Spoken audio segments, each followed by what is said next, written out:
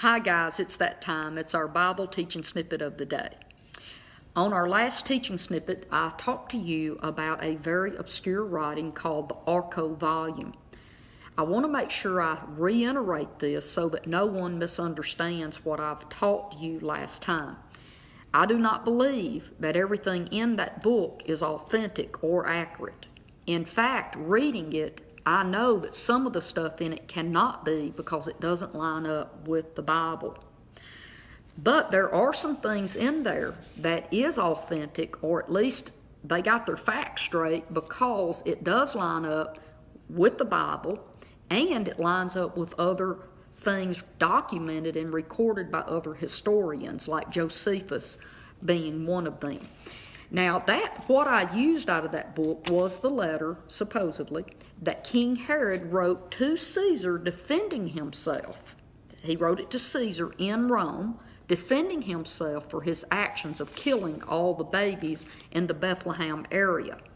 And when I say the Bethlehem area, I think that's very important that we always remember, because when we're thinking a very small, obscure town, we start thinking it couldn't be but a handful of kids. But it says the Bethlehem area. So that massacre of the children could have been a very large massacre. I want to give you some information that I've come over the last several years, just as time goes by.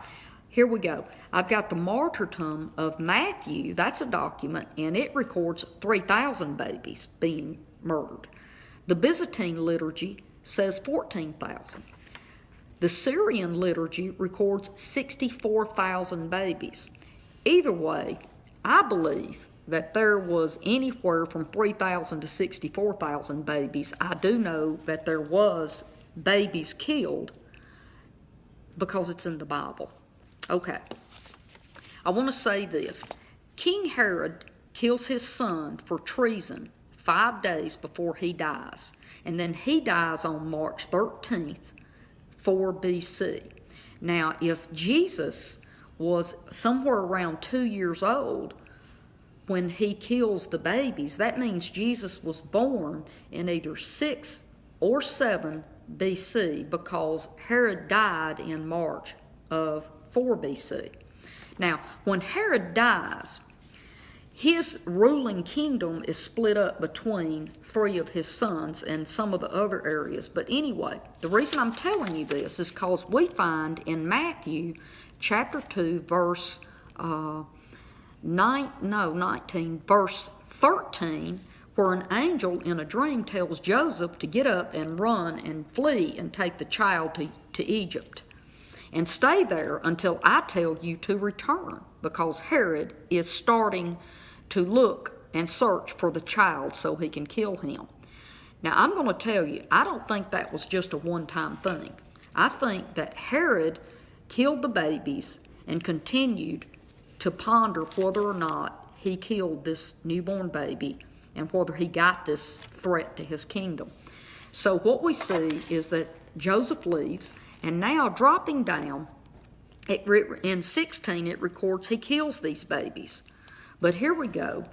In verse 19, we pick up, and it says, "After Herod died, an angel of the Lord spoke and appeared to Joseph in a dream while he was in Egypt. The angel said, 'Get up, take the child and his mother and go to the land of Israel, because the people who were trying to kill the child are now dead.'" But watch this. "So Joseph took the child and his mother and went up and returned to Israel. But he heard," that being Joseph, "heard that Archelaus was reigning and was now king in Judea, since his father Herod had died. So Joseph was afraid to go there, and after being warned in a dream, he went to a town in the Galilee area. The town was called Nazareth, and he lived there." Okay, so what I'm wanting to explain to you today is that we see that Herod kills the babies, and then Herod dies. Well, his son takes over in the Judea area, and Joseph is warned. Joseph is first told it's okay to go back to the area because Herod is dead. But then, when he gets toward the area, he has yet another dream with another message of not going back to Bethlehem or the Jerusalem area. So he goes to Galilee. Now, if you recall, Galilee and Nazareth is 80 miles away from Jerusalem. Here's the reason that they would have been safe. When the kingdom was split up, Herod Antipas ruled over Galilee, not Herod Archelaus.